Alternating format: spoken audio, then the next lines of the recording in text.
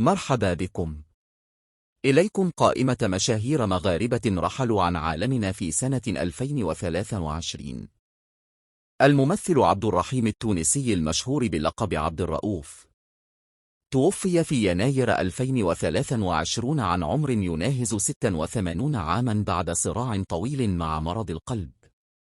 الممثلة المغربية خديجة أسد توفيت في يناير 2023 عن عمر يناهز 70 عاما بعد صراع طويل مع مرض السرطان. الممثل نور الدين العتاب توفي غرقا في يناير 2023 عن عمر يناهز 39 عاما بعد سقوطه من قارب بإسبانيا. المطرب محمد الغاوي توفي في فبراير 2023 عن عمر يناهز 67 عاما بعد تعرضه لنزيف في الدماغ. الممثل هشام إشعاب توفي في فبراير 2023 عن عمر يناهز 70 عاما بعد أزمته الصحية.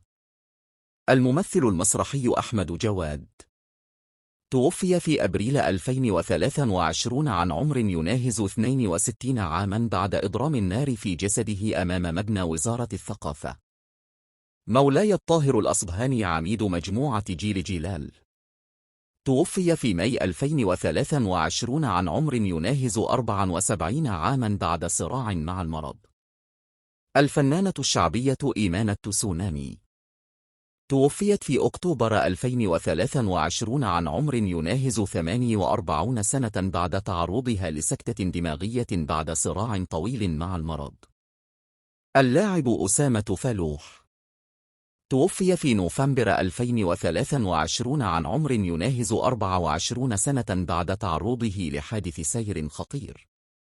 الممثل عبد الرحمن برادي المعروف بعسيلة توفي في نوفمبر 2023 عن عمر يناهز 74 عاما بعد صراع طويل مع مرض عضال.